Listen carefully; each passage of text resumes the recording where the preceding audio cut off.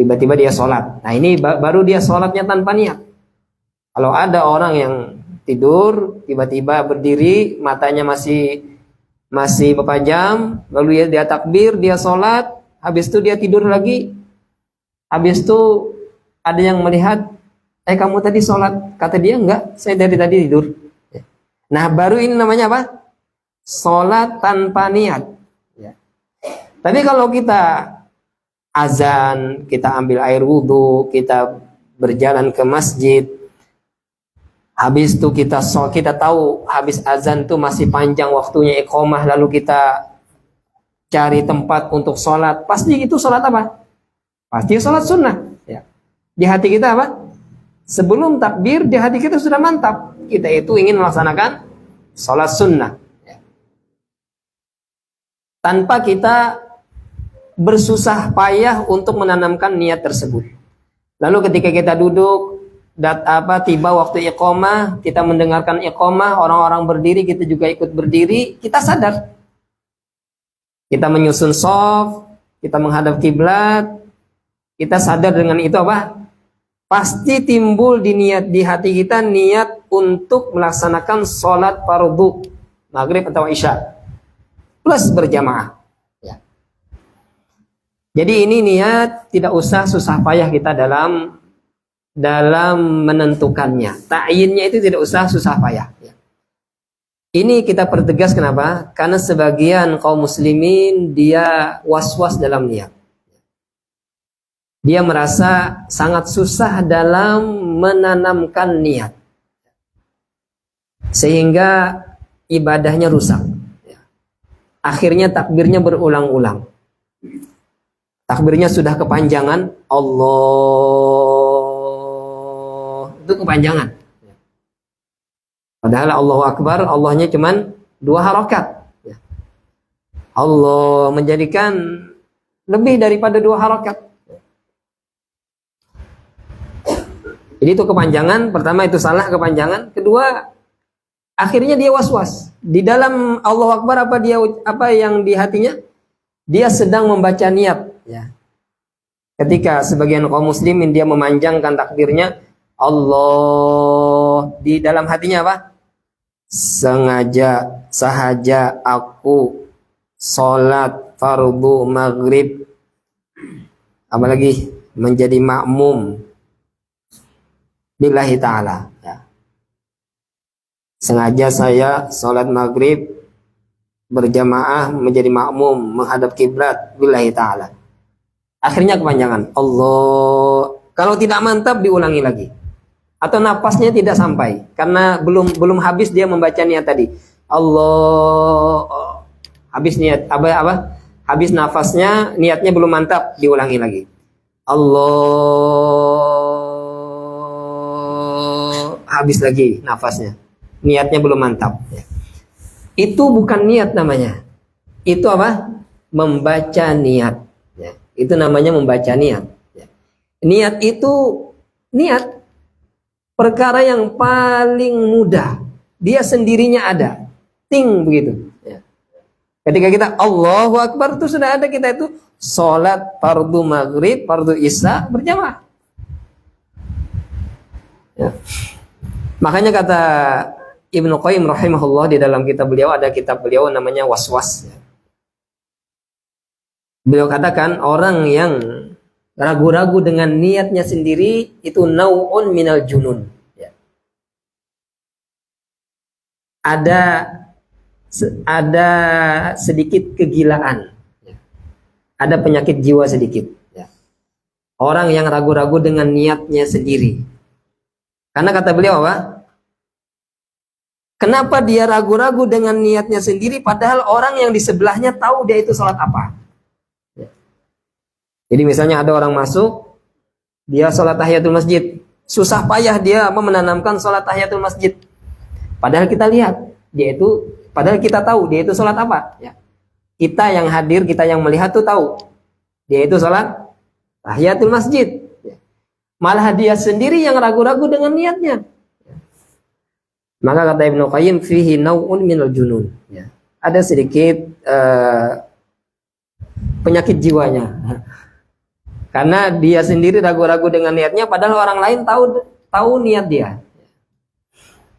Jadi, dan ini pintu setan mewaswasi manusia, ya, merusak sholat kita. Ya.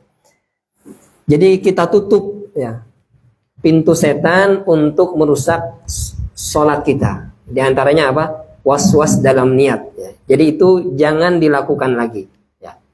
Membaca niat, jangan membaca niat di dalam hati, apalagi dilafazkan. Karena kata beliau apa? Melafazkan niat adalah bid'ah mukhalifatun lisunnah. Bid'ah dan menyelisihi sunnah. Ya. Sekedar kita berdiri, kita takbir dan kita tahu kita itu sholat fardu maghrib, fardu isya berjamaah, sudah selesai. Sekedar kita menyadari kita itu sholat fardu isya, fardu maghrib, ya, berjamaah sudah cukup. Ya. Sadar dengan itu sudah niat. Ya. Maka tidak perlu susah payah dalam menanamkan niat. Ya. Makanya di sini juga dikatakan, ya, wa talaffudzu bin niyati bid'ah. Ya. Walam yaqul biha ahadun min matbu'il muqallidina minal a'immah. Ya. Dan tidak ada yang mengatakan sunnahnya talafuz bin niyat salah satu di antara ulama yang mengikuti 4 mazhab. Ya. Yang mengikuti imam-imam mazhab. Ya. Tidak ada yang menyunahkan talafuz bin niyah. Ya. Hanya ada sebagian ulama-ulama mutaakhirin, ulama-ulama yang datang terakhiran. Ya. Ulama-ulama dulu tidak ada yang menyunahkan talafuz bin niyah. Ya. Jadi ini perkara yang sangat mudah, maka jangan dipersulit. Ya, jangan dipersulit. Jadi ini rukun, ya. Niat adalah rukun dalam sholat. Kalau niatnya tidak ada, maka sholatnya tidak sah. Ya. Karena sabda Nabi SAW, innamal a'malu bin niyat. Sesungguhnya amal-amal itu tergantung dengan niatnya. Ya. Niatnya benar, maka amalnya diterima.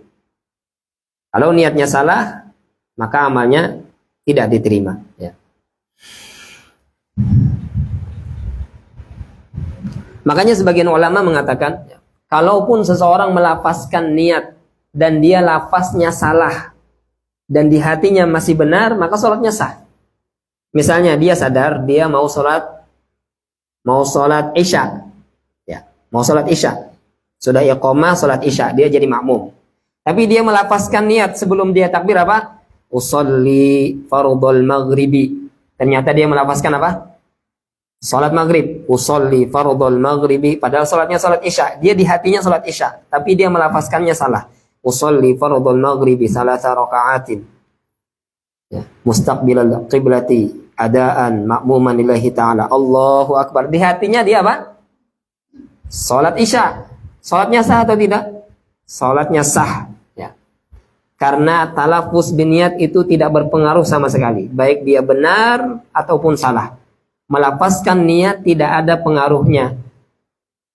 Yang menjadi pengaruh adalah apa yang ada di niatnya. Ya. Kalau itu benar sholat yang dia lakukan, ya, sholat isya, maka sah. Ya. Tapi kalau memang niatnya salah, maka sholatnya juga salah. Ya. Bisakah orang salah dalam niat? Bisa. Ya. Misalnya begini, ada seseorang yang tidur jam 11 siang. Dia tidur jam 11 siang, dia mau tidur 1 jam saja. Jam 12 nanti bangun ketika azan zuhur. Ternyata dia bangun-bangun mendengarkan azan. Dia sholat dengan niat sholat apa? Zuhur. Dia tidak lihat jam. Nah ternyata ketika dia lihat jam, ternyata jam 3:30. Oh berarti saya tadi tidur 4 jam lebih. Ya. Tatkala dia setelah assalamualaikum warahmatullahi wabarakatuh, assalamualaikum warahmatullahi wabarakatuh, dia lihat jam, oh, kok jam 3:30? Dikira dia apa? Dikira dia orang azan zuhur, dia sholat zuhur, dia sholat di rumah misalnya. Ya. Dia sholat zuhur, padahal dia tidur sampai asar. Ya. Maka ini apa? Dia sholat tadi sholat apa? Sholat zuhur, ya. Bukan sholat asar. Ya. Dia sholat tadi sholat zuhur, bukan sholat asar. Atau dia pergi ke masjid. Pergi ke masjid, orang-orang sholat asar, dia niatnya sholat zuhur. Ya. Ini bisa salah dalam niat. Tapi sah sholatnya. Ya. Sah sholatnya walaupun dia tidak sadar itu waktu-waktu asar. Sah kenapa? Karena memang dia belum sholat zuhur. Ya. Karena dia memang belum sholat zuhur. Sholat dia sah, sholat zuhurnya berarti sebagai qadhaan. Ya. Dengan sholat itu, tapi setelah itu dia harus sholat asar lagi. Ya. Karena dia belum sholat asar. Ya. Dia hanya mengerjakan sholat zuhur. Ya. Dengan niat sholat zuhur, tapi sudah di akhir, sudah di luar waktunya. Di luar waktunya, ya. Wallahu a'lam, ya.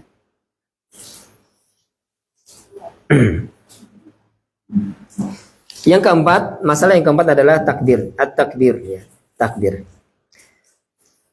Summa yastaftihu sholata biqaulihi Allahu akbar wa huwa ruknun. Liqaulihi sallallahu alaihi wasallam miftahu sholati al-tuhur wa tahrimuha at-takbir wa tahliluha taslim. Kemudian dia memulai sholatnya dengan ucapan Allahu Akbar. Dan ini adalah rukun. Nah, berarti ini rukun kedua. Ya. Rukun pertama adalah niat. Rukun kedua adalah ucapan mengucap takbir. Ya. Ini rukun. Mengucap takbir. Ya. Allahu Akbar. Dan ini kalau rukun berarti apa? Harus benar dalam bacaannya. Kalau salah dalam rukun, padahal dia bisa benar dalam mengucapkannya, maka sholatnya tidak sah. Jadi dalam perkara rukun apa? Tidak boleh salah kalau dia bisa membacanya dengan benar. Itu rukun. Al-Fatihah, itu rukun. Kita tidak boleh salah dalam membaca Al-Fatihah kalau kita bisa membacanya dengan benar. Beda kalau memang orang masih salah tapi dalam tahap belajar. Ini tidak mengapa. Memang sebatas itu kemampuannya. Ya. Sebatas itu kemampuannya maka sah-sah saja. Tapi orang yang sudah bisa membaca dengan fasih, ya, Allahu Akbar dia bisa membaca dengan fasih, dengan betul. Al-Fatihah juga dia sudah bisa membaca dengan betul, namun dia baca sembarangan. Sehingga maknanya berubah. Hurufnya berubah, ya. Alhamdulillahi rabbil alamin dia baca Alhamdulillahi rabbil alamin misalnya. Alamin, ya. Bukan pakai ain tapi pakai hamzah, ya. Atau sebagian ada ulun dengar Alhamdulillahi rabbil ngalamin, ya. Pakai eng, ya.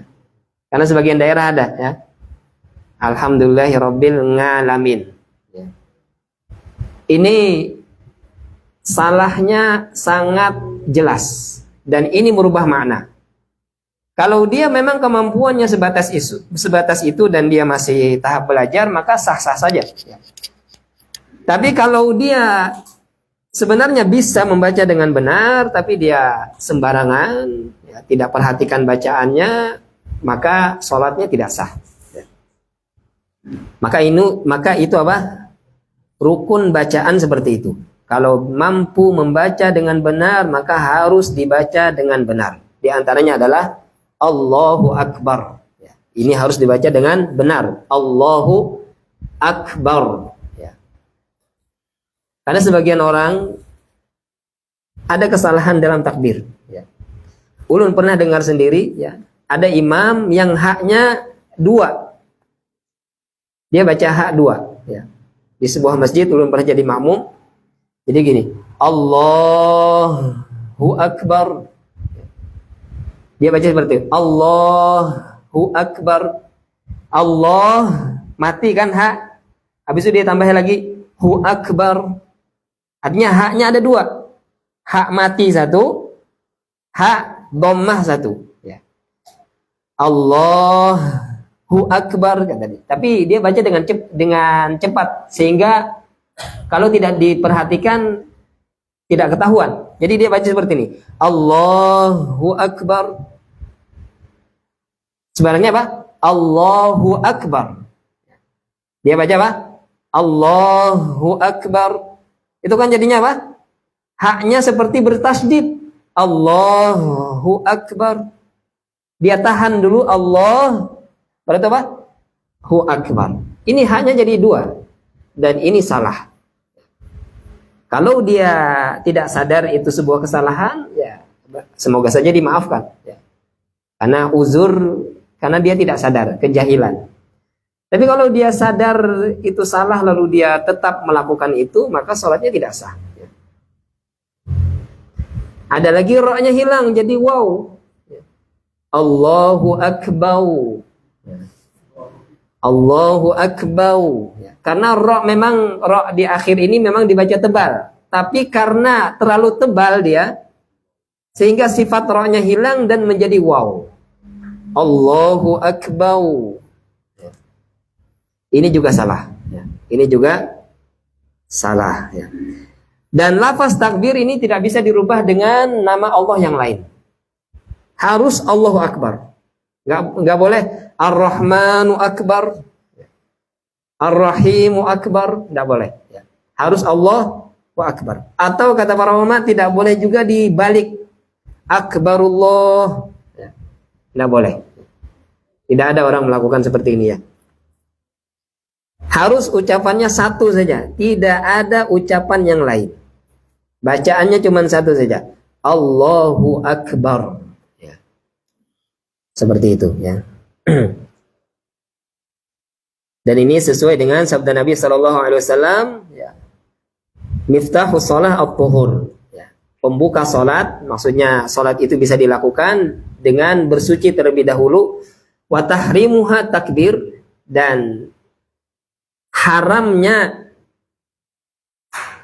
pengharaman dalam sholat itu adalah takbir. Maksudnya ketika sudah takbir sudah tidak boleh lagi melakukan hal-hal yang lain. Berarti takbir itu apa? Mengharamkan yang tadi di luar sholat. Makan sudah tidak boleh, minum sudah tidak boleh, berbicara sudah tidak boleh. Ketika apa? Ketika sudah takbir. Wa tahliluha at-taslim, dan menghalalkannya adalah salam. Artinya menghalalkan yang tadi tidak boleh ketika sholat, dihalalkan dengan ucapan salam. Maka ketika sudah salam, halal makan, halal minum, halal berbicara. Ya.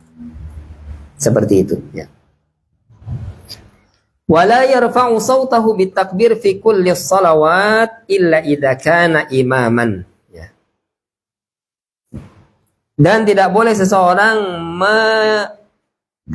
mengangkatkan suaranya dengan takbir, menyaringkan suaranya dengan takbir pada setiap sholat kecuali dia seorang imam. Nah ini juga harus diperhatikan ya, sebagian kaum muslimin dia takbirnya kencang. Ya. Takbirnya dengan suara yang keras, padahal dia makmum. Yang suara keras hanya imam saja. Wa yajuzu tablighul muadzin takbiral imam ilan nas. Dan boleh menyampaikan seorang muadzin, dia menyampaikan takbir imam kepada jamaah. Ada namanya istilahnya muballigh ya. Muballigh ya, seperti di Masjid Nabawi dan Masjidil Haram ya. Ketika imamnya Allahu Akbar, maka ada seorang muballigh yang menyampaikan takbir imam kepada makmum yang lain. Allahu Akbar. Sami'allahu liman hamidah. Rabbana walakal hamd. Ada kan? Itu namanya muballigh namanya. Nah itu boleh. Boleh adanya seseorang yang muballigh, dia menyampaikan takbir imam kepada makmum, tapi idza wujidal muqtadi lidzalik, apabila itu memang dibutuhkan. Ya. karena jamaahnya banyak, mikrofonnya salonnya sedikit, atau suara mikrofonnya tidak kencang, atau malah tidak pakai mikrofon, padahal jamaahnya banyak sampai ke belakang, maka ini dibutuhkan, ya, mubaligh dibutuhkan, ya. Maka boleh menggunakan mubaligh, ya. Bahkan bisa jadi harus ada yang rela untuk dijadikan mubaligh, ya. Karena ini untuk kemaslahatan sholat, ya. Apalagi untuk para perempuan, ya, yang dia punya sitar, ya, punya penghalang, dia tidak bisa melihat gerakan makmum yang di depannya, makmum laki-laki, ya, apalagi imam, ya, jauh, ya. Jadi kalau mati lampu, misalnya di sini aja, ya, musola atau jamaah yang tidak terlalu banyak, ya, tidak seperti masjid-masjid besar, ya. Ini saja kalau mati lampu, misalkan suara imam tidak, tapi di sini terdengar, ya, ke belakang. Misalkan suara imam sangat pelan, misalkan dia sedang batuk, atau memang suaranya memang pelan, sehingga kalau sholat di belakang perempuan itu tidak terdengar, ya, mati lampu, mikrofonnya mati, maka harus ada mubaligh yang menyampaikan takbir imam kepada makmum-makmum perempuan yang tidak bisa melihat gerakan makmum di belakang imam, ya.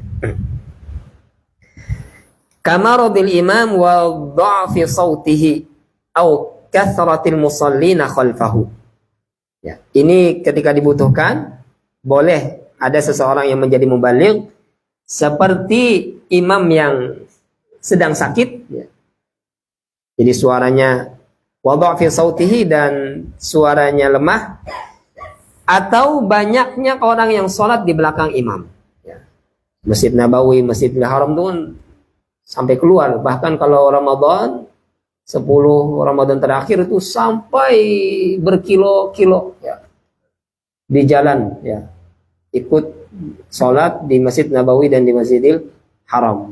Hotel-hotel yang jauh di depannya orang sholat, ya. Itu 10 terakhir bulan Ramadan, ya.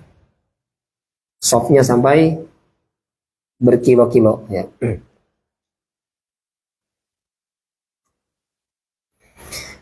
Wala yukabbirul ma'mum illa aqiba intiha'il imam minat takbir. Dan janganlah bertakbir makmum kecuali setelah selesai imam bertakbir. Jadi makmum dia tidak bertakbir, bahkan tidak bergerak kecuali imam sudah selesai dia mengucap takbirnya, baru dia bertakbir, baru dia bergerak. Inilah yang dinamakan mutaba'atul imam, mengikuti imam. Itu yang dinamakan mengikuti imam itu apa? Dia melakukan gerakan setelah imam selesai melakukan gerakan. Itu yang dinamakan mutaba'ah. Jadi ketika imam Allahu Akbar takbiratul ihram, setelah imam selesai takbiratul ihram, dia takbiratul ihram, Allahu Akbar. Ketika imam ruku, Allahu Akbar, langsung dia ketika itu ruku. Itu namanya mutaba'ah. Jadi selesaikan dulu takbir imam, baru dia ikut takbir dan ikut bergerak. Itu namanya mutaba'ah. Jadi dalam perkara mutaba'ah, ikut imam ini ada beberapa, ya. Dan ini yang paling benar, paling afdal salatnya mutaba'atul imam, ya. Mengikuti imam. Dia bergerak setelah imam selesai bergerak. Dia bertakbir setelah imam selesai bertakbir. Ini namanya mutaba'ah. Dan ini yang salat yang pas.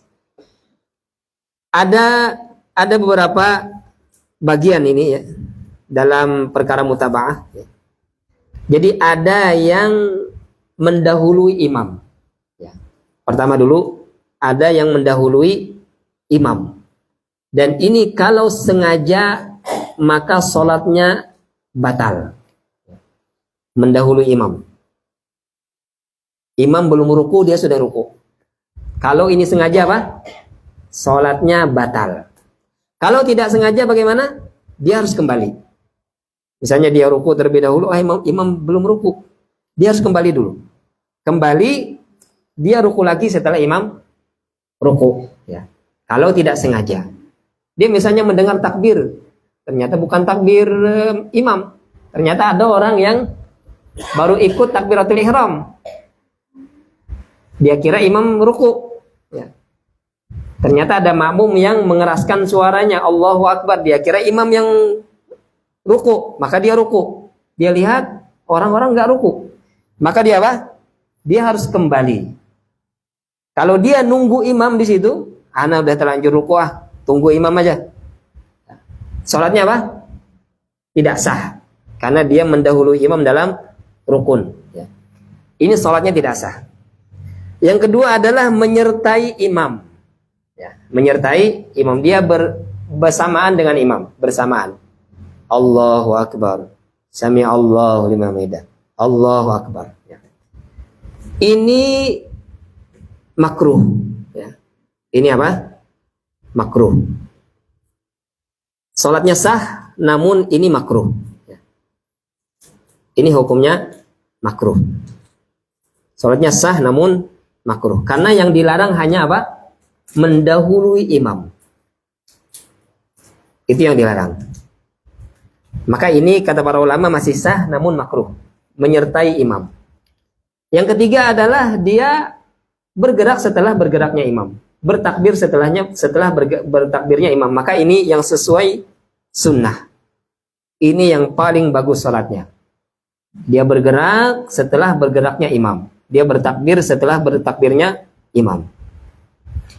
Yang keempat, dia ketinggalan rukun bersama imam. Jadi dia lambat sampai imam itu habis rukunnya, baru dia mengejar imam. Ya. Artinya dia ketinggalan banyak dari imam. Ya. Maka kata para ulama, yang seperti ini, kalau dia ketinggalan sampai lebih daripada 2 rukun, maka sholatnya tidak sah. Kalau dia ketinggalan lebih daripada 2 rukun, maka sholatnya tidak sah. Misalnya begini, dia berdiri, makmumnya ruku, Allahu Akbar. Ya, makmumnya ruku ya, dia masih berdiri. Habis itu imamnya ya tidak, Sami Allahu liman hamidah. Berapa rukun dah ketinggalan? 1 ya. Dia masih berdiri. Imamnya Allahu Akbar sujud, dia masih berdiri. Maka sholatnya tidak sah. Ya. Karena dia ketinggalan 2 rukun ya, dari imam. Kalau dia sempat ruku sebelum imam sujud, maka sah. Ya. Jadi begini, imamnya ruku, Allahu Akbar, dia masih berdiri. Imamnya i'tidal, Sami Allah, dia ruku. Sah atau tidak? Sah. Karena dia masih ketinggalan 1 rukun saja. Ya. Dia tidak ruku bersama imam. Ya. Lalu dia kejar imam. Ya. Dia kejar imam, sah-sah saja. Ya. Namun kalau dia ketinggalan 2 rukun, maka salatnya tidak sah. Ya. Maka salatnya tidak sah. Ya. Dan ini di mana ambilannya hadis ini? Hukum ini dari hadis Nabi Shallallahu Alaihi Wasallam. Kata Nabi Shallallahu Alaihi Wasallam, man adraka rakaah, man adraka ruku, faqad adraka rakaah. Siapa yang mendapati ruku imam, maka dia mendapati rakaat imam. Siapa yang baru datang, dia mendapati ruku imam. Dia Allahu Akbar langsung takbir, ruku. Maka dia mendapati rakaat bersama imam. Artinya dia belum ketinggalan 2 rukun. Rukun pertama apa? Berdiri. Rukun pertama apa? Berdiri. Kalau makmum ini dia bangkit, dia baru datang, nah dia ketinggalan apa? 1 rakaat. Dia baru datang ya. Kita ulangi. Ada imam, dia baru datang. Nih makmum. Imamnya ruku. Allahu Akbar. Dia baru datang. Kalau dia sempat ruku bersama imam, dapat nggak 1 rakaat? Dapat. Karena dia belum ketinggalan 2 rukun. Rukun pertama apa? Berdiri. Berdiri imam. Ya enggak? Ini rukun pertama. Rukun yang gerakan. Rukun kedua, ruku. Ya. Maka dia, karena dia tidak ketinggalan 2 rukun, hanya ketinggalan 1 rukun saja, yaitu berdiri tadi. Tidak berdiri bersama imam, tapi sempat ruku bersama imam. Berarti dia dapat 1 rakaat, kata Nabi. Tapi kalau dia tidak sempat ruku bersama imam, nah dia berapa? Ketinggalan ruku bersama imam, berarti dia tidak dianggap rakaat tersebut 1 rakaat, walaupun dia sujud bersama imam. Jadi dia datang, imamnya sudah i'tidal. Sami Allahu liman hamidah, dia takbir dan dia i'tidal bersama imam. Ketinggalan berapa rukun? 2. Rukun berdiri dan rukun ruku. Ya. Maka dia ketinggalan 1 rakaat. Ya, rakaat yang itu dia sujud, dia duduk, dia sujud lagi, dia berdiri, rakaat itu tidak dianggap rakaat. Karena dia masbuk. Ya, dia harus tambah nanti 1 rakaat karena itu tidak dianggap. Nah, begitu juga orang yang berdiri di rakaat kedua bersama imam. Ini rakaat kedua bersama imam berdiri. Dia kan bersama imam berarti dalam rukun berdiri. Sudah. Imamnya ruku. Imamnya apa? Ruku. Dia masih baca Al-Fatihah. Lambat baca Al-Fatihahnya. Imamnya i'tidal. Ketinggalan berapa rukun? 1 baru, ya kan? Karena dia tadi berdiri bersama imam. Ya. Ketinggalan apa? 1. Ya. Nah, kalau dia sempat ruku sebelum imamnya sujud, sah-sah saja sholatnya. Ya.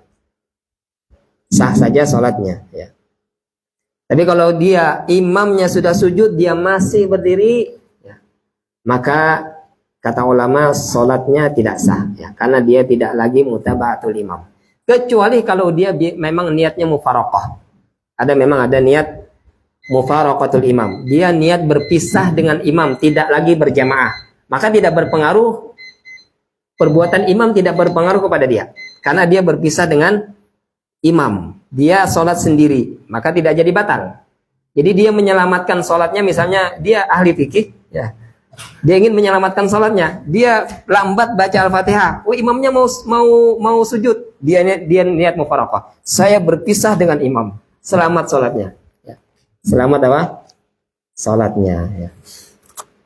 Dan bagaimana kondisi ini kalau imamnya cepat? Kadang kita sholat di tempat imam itu cepat sekali ya.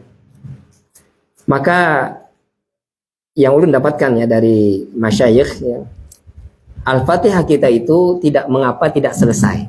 Ya. Karena kita diperintahkan untuk mengikuti imam. Ya. Kata Nabi SAW, innama ju'ilal imamu liyu'tamma bih. Sesungguhnya imam itu dijadikan imam untuk diikuti, ya. Diikuti gerakannya, bacaannya tidak mengapa tidak sama. Ya, kita zikir-zikir sujud, ruku, ya, itu tidak sama dengan imam, masalah atau tidak? Tidak masalah. Ya. Adapun gerakan, maka kata Nabi ikuti gerakan imam. Ya. Ikuti apa? Gerakan imam. Ya. Syekh Shalih Al-Utsaimin beliau berpendapat kalau bisa diselesaikan dengan cepat, selesaikan walaupun ketinggalan ruku bersama imam dalam rakaat kedua dan ketiga ya. Kalau rakaat pertama kita baru datang, harus segera memperdapati apa? Ruku bersama imam, karena kalau kita tidak dapat ruku bersama imam, masbuk kita ya. Itu kalau kita di rakaat pertama yang baru datang tadi ya, yang baru datang tadi ya. Wallahu a'lam ya. Kita dengarkan azan dulu ya.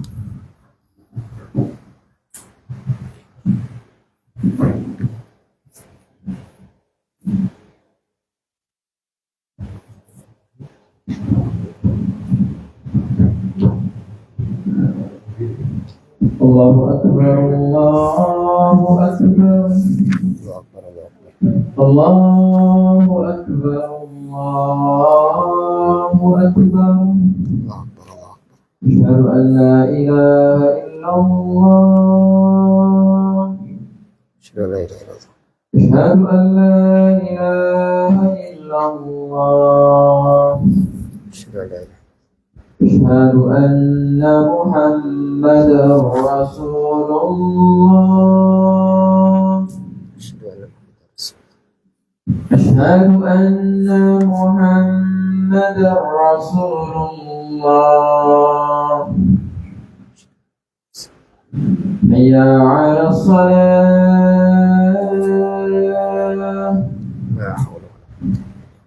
Hayya 'alas salah. Hayya 'alal falah.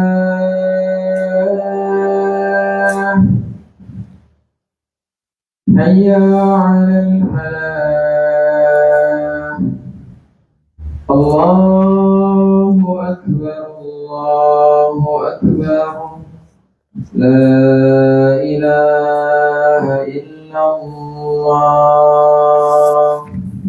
La ilaha illallah.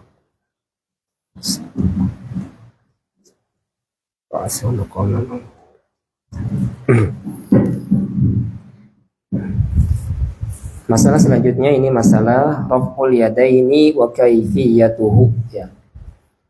Mengangkatkan kedua tangan dan cara mengangkatkannya, ya. Ini ada 6 poin, ya. Untuk poin mengangkatkan kedua tangan dan cara mengangkatkannya, ya.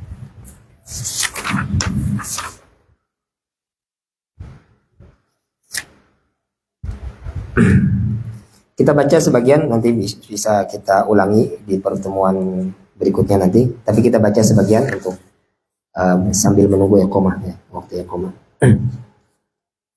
Raf'ul yadaini wa kaifiyatuhu, ya. Mengangkatkan kedua tangan dan cara mengangkatnya, ya. Wa yarfa'u yadayhi ma'a takbir au qablahu au ba'dahu. Kullu dzalika tsabitun fi sunnah. Kata beliau, mengangkatkan kedua tangan itu bersama takbir, atau sebelum takbir, atau sesudah takbir. Itu semua ada di sunnah Nabi SAW. Jadi mengangkatkan tangan ketika takbir itu boleh bersama takbir, bersamaan dengan takbir, Allahu Akbar. Boleh seperti itu. Dan boleh juga sebelum takbir. Diangkat tangan dulu, baru takbir. Allahu Akbar. Boleh seperti itu. Boleh juga setelah takbir. Allahu Akbar. Baru diangkat tangan. Jadi tiga-tiganya ini ada di sunnah Nabi SAW. Jadi boleh seseorang mengangkat takbir apa? Bersamaan dengan mengangkatkan tangan apa? Boleh seseorang mengangkatkan tangan bersamaan dengan takbir Allahu Akbar. Boleh juga sebelum takbir. Artinya angkat tangan dulu baru takbir.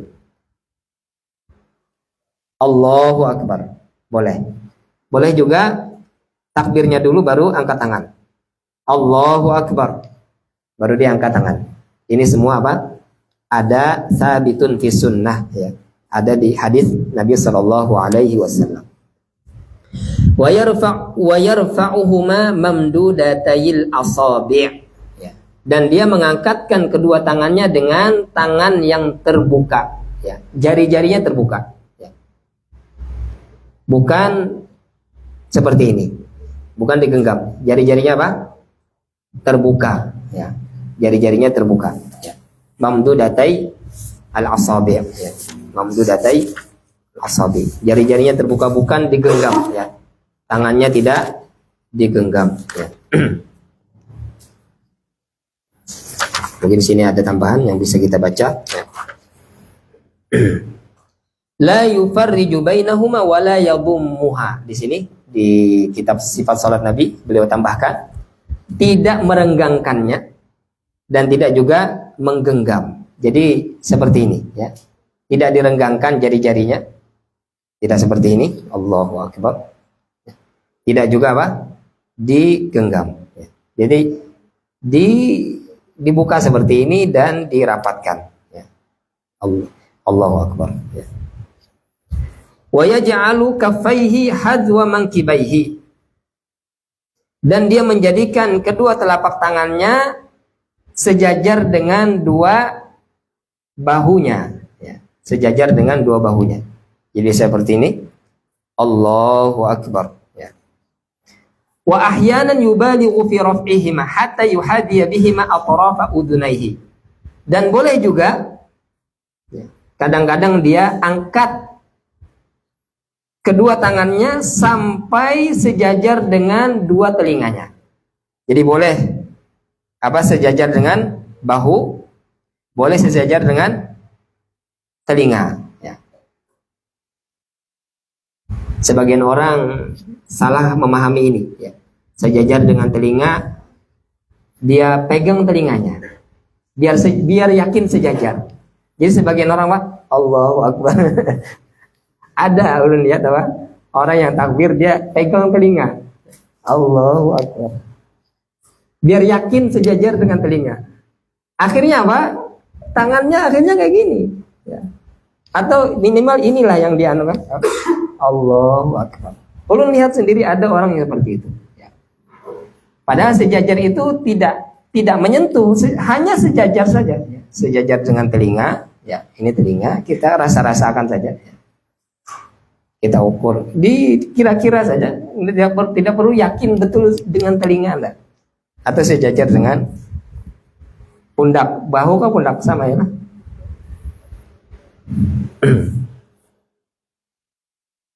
Nah, itu dua cara dalam mengangkatkan tangan tadi. Ya. Sejajar dengan telinga, daun telinga, dan sejajar dengan dua bahu. Ya. Thumma yada'u yadahu al-yumna 'ala al-yusra 'aqibat takbir. Ya. Kemudian dia meletakkan tangan kanannya di atas tangan kirinya setelah takbir. Ya. Setelah takbir tadi dia letakkan tangan kanan di atas tangan kirinya. Dan di sini ada beberapa cara dalam meletakkan tangan tersebut. Ya. Di sini kita lanjutkan dulu. Wa huwa min sunanil anbiya alaihimus salatu wassalam. Dan ini adalah sunnahnya para nabi, ya, bukan Nabi Muhammad SAW saja, ya, tapi para nabi-nabi terdahulu juga mereka diperintahkan untuk meletakkan tangan kanan di atas tangan kiri. Ya. Ada hadis Nabi SAW, ya ma'syaral anbiya umirna, inna ma'syaral anbiya umirna bita'jili fitrina wa ta'khiri suhurina wa an nad'a aymanana ala syama'ilina fi shalah. Kata Nabi SAW, kami para nabi itu diperintahkan untuk menyegerakan berbuka dan mengakhirkan sahur, dan kami diperintahkan untuk meletakkan tangan kanan di atas tangan kiri, ya, dalam sholat. Ya. Maka ini sunnah para nabi, bukan Nabi Muhammad SAW saja. Ya. Wa amara bihi Rasulullah sallallahu alaihi wasallam ashabahu, dan Nabi pun memerintahkan untuk itu terhadap sahabatnya. Fala yajuzu isdaluhuma. Maka kata beliau tidak boleh melonjorkannya. Ya. Di sini beliau berpendapat tangan itu harus disedekap. Ya. Beda dengan pendapat jumhur ulama. Jumhur ulama mengatakan masih boleh. Tapi memang sunnahnya disedekap, ya. Ini sunnah, tapi menyelonjorkan itu jumhur ulama masih membolehkan. Kenapa? Karena ada hadis yang bukan hadis. Karena ada beberapa sahabat yang melakukan itu, dan itu hadisnya bisa dipakai. Ya. Di antaranya hadis Abdullah bin Zubair. Beliau ketika sholat, beliau melonjorkan tangan beliau, dan ini diriwayatkan oleh Ibnu Abi Syaibah. Ya. Dan Said bin Musayyib juga, tabi'in juga, ya. Beliau melakukan itu, ya. Dan dikatakan di sini bahwasanya ketika sahabat melakukan itu, ya, tidak bersedekap, ya, melonjorkan apa? Tangan beliau, ini hukmur rafa, ya. Hadis ini terbilang dihukumkan, hadisnya dihukumkan marfu. Karena para sahabat ketika beribadah tidak mungkin beliau, para sahabat itu membikin sendiri. Ya. Pasti apa? Ini ada landasannya. Makanya jumhur ulama mengatakan boleh karena sebagian sahabat pernah melakukannya. Wallahu alam. Nanti insya Allah kita akan bahas lebih lanjutnya, ya, tentang ini di pertemuan berikutnya. Ya. Kita sisakan waktu untuk pertanyaan, kalau ada insya Allah kita jawab. Kalau tidak ada bisa jadi PR kita atau bisa ditanyakan ke ustadz yang lain. Ya. Silakan kalau ada pertanyaan. Ada di APK. Kirim modal. Berkaitan dengan Ya, baca. imam, apakah boleh berinisiatif saat di tengah sholat, misal saat menjelang? Apa? Berkaitan dengan mubalik imam Membalik imam. Ya. Bisa berinisiatif sendiri. di tengah sholat, Iya, boleh. Kalau dibutuhkan, seharusnya ada seseorang yang dia rela menjadikan dirinya sebagai mubalik. Ya. Harusnya ada. Ya. Misalnya ketika mati lampu, ya, dan masjidnya bertingkat, suara imam tidak terdengar sampai ke atas. Ada seseorang yang dia tentara TNI, suaranya nyaring, ya. Dia yang teriak. Ya. Dan ini seharusnya harus ada, ya, karena dibutuhkan untuk kemaslahatan sholat orang-orang yang di atas. Karena nanti dia bingung imamnya sedang apa nih, ya. Ruku kah, sujud kah, apakah? Karena tidak terdengar sama sekali, ya. Dan ini kewajiban dalam berjamaah, ya. Seseorang tidak akan bisa melakukan sholat berjamaah kalau dia tidak tahu gerakan imam, ya. Makanya syarat berjamaah apa? Dia melihat atau mendengar.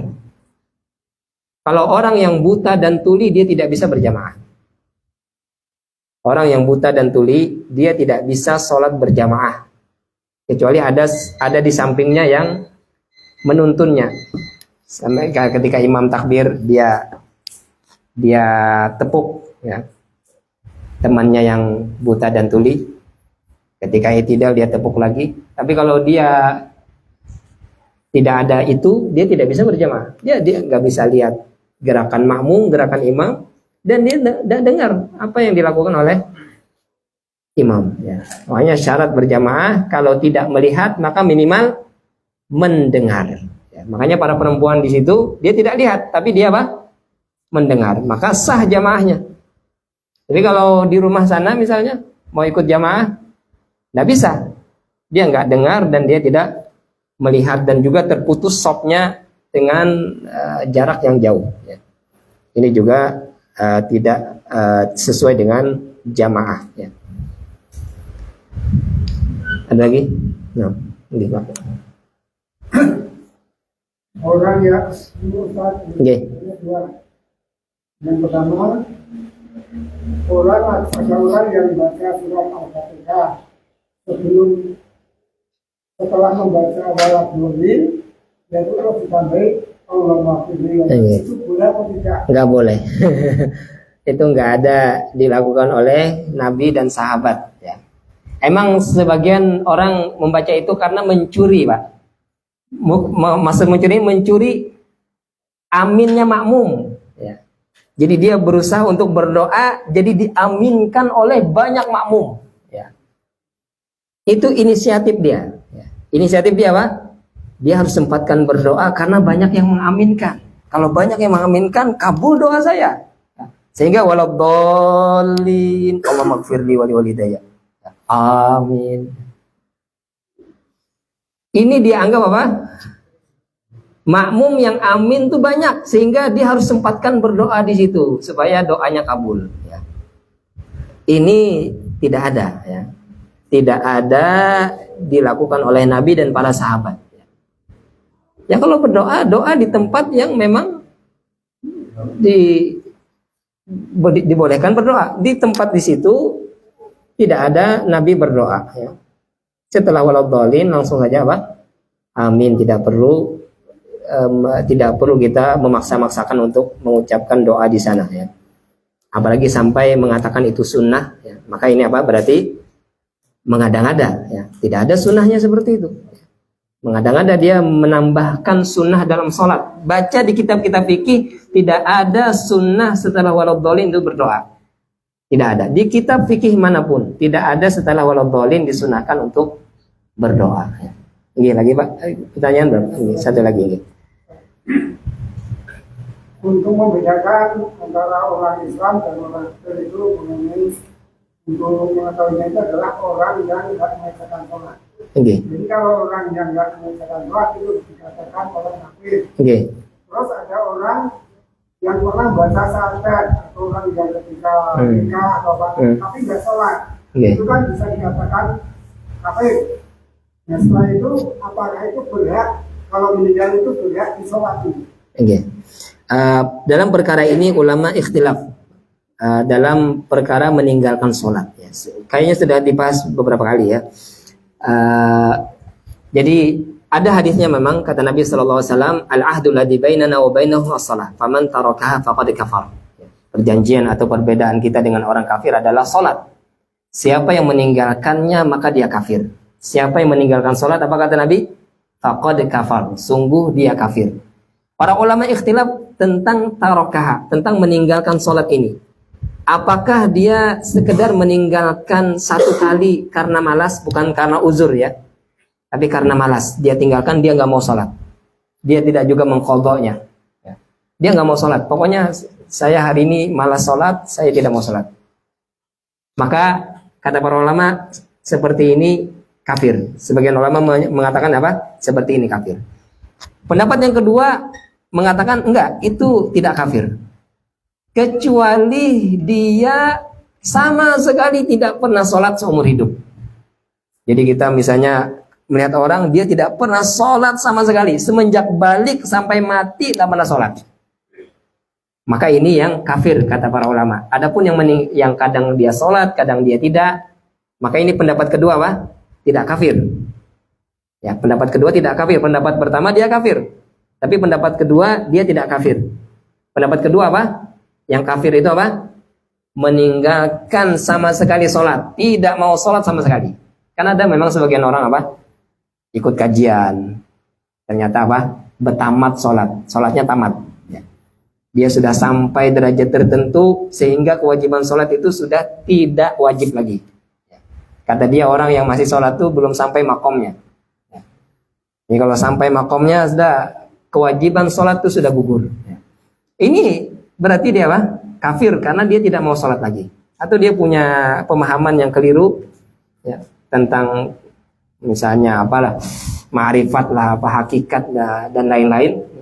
Kata dia, saya telah mencapai ilmu hakikat. Saya sholatnya tinggal begini aja. Sudah. Ya, tak perlu ke masjid, tak perlu takbir, tak perlu wudhu. Sholatnya gini aja, hakikat. Ya. Ini berarti apa dia? Dia meninggalkan sholat sama sekali. Tidak mau sholat ya. Maka ini yang kafir ya. Pendapat yang ketiga, dan ini pendapat yang sebenarnya tidak sangat lemah ya. Orang yang menghalalkan meninggalkan sholat baru kafir. Orang yang menghalalkan meninggalkan sholat, kata dia boleh tidak sholat, maka ini yang kafir ya. Namun pendapat ketiga ini sangat pendapat yang sangat lemah, karena bukan hanya sholat. Orang yang menghalalkan riba, menghalalkan zina, menghalalkan minuman keras, dia kafir. Apalagi dia menghalalkan apa? Meninggalkan sholat. Maka pendapat yang kedua pendapat yang kuat antara dua pendapat ini saja. Pendapat yang kuat antara dua pendapat ini saja. Pendapat pertama tadi apa? Dia kafir kalau meninggalkan sholat walaupun satu kali tanpa uzur. Pendapat kedua, dia kafir kalau memang tidak pernah sholat. Nah, kita juga tidak boleh, karena ada perselisihan para ulama, kita tidak boleh bermudah-mudahan dalam mengkafirkan kaum muslimin. Kita tidak boleh bermudah-mudahan dalam mengkafirkan kaum muslimin. Ya. Ada teman tidak sholat langsung kafir, tidak boleh ya. Karena memang ini pendapat yang sama-sama kuat, ya. Pendapat yang sama-sama kuat. Dan orang yang meninggalkan sholat pun bermacam-macam. Ya. Dia kadang karena jahil. Ya. Karena apa? Karena jahil, tidak ada yang mengajarkannya. Dia memang dari turun temurun orang tua kakek-kakeknya memang tidak sholat. Sehingga dia tidak tahu, dia tahu itu kewajiban, ya. Tapi dia tidak tahu kalau meninggalkan itu konsekuensinya besar. Ya. Ini banyak kan orang yang seperti itu. Orang muslim pasti dia tahu sholat itu apa? Wajib. Tapi dia tidak tahu bahwasanya kalau meninggalkan sholat itu konsekuensinya besar. Ya. Sangat dekat dengan kekufuran. Itu tidak tahu. Ya. Maka hal-hal yang seperti ini kita berhati-hati ya. Kalau dia jahil, semoga Allah Ta'ala apa? Memaafkan kejahilannya, tapi tetap dia apa? Kalau tidak sholat tetap dia akan dihukum ya, bukan dimaafkan tidak sholat. Sholat itu maklum ya, diketahui oleh kaum muslimin, seawam-awamnya muslim pasti dia tahu sholat 5 waktu itu wajib. Maka dia akan diazab karena meninggalkan sholat. Adapun dia kafir atau tidak, nah ini kembalikan kepada Allah Subhanahu wa Ta'ala. Ya.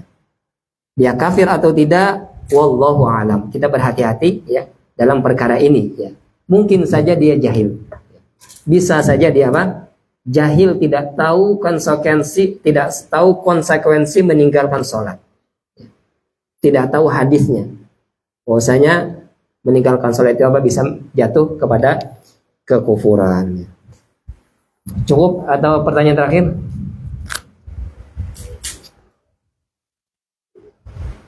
Cukup ya.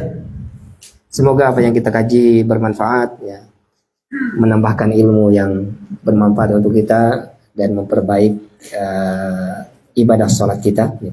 Dan semoga Allah Subhanahu wa Ta'ala selalu memberikan kita ilmu yang bermanfaat ya, dan menjadikan kita tergolong orang-orang yang dikehendaki oleh Allah Subhanahu wa Ta'ala kebaikan ya, yaitu dengan kita memahami agama ya. Semakin hari kita semakin paham tentang ilmu agama, semakin hari kita semakin bagus sholat kita, ibadah kita ya. Dan semoga Allah Subhanahu wa Ta'ala inginkan kita dalam kebaikan ya. Amin ya rabbal alamin. Subhanakallahumma bihamdika asyhadu an la ilaha illa anta astaghfiruka wa atubu ilaik. Assalamualaikum warahmatullahi wabarakatuh.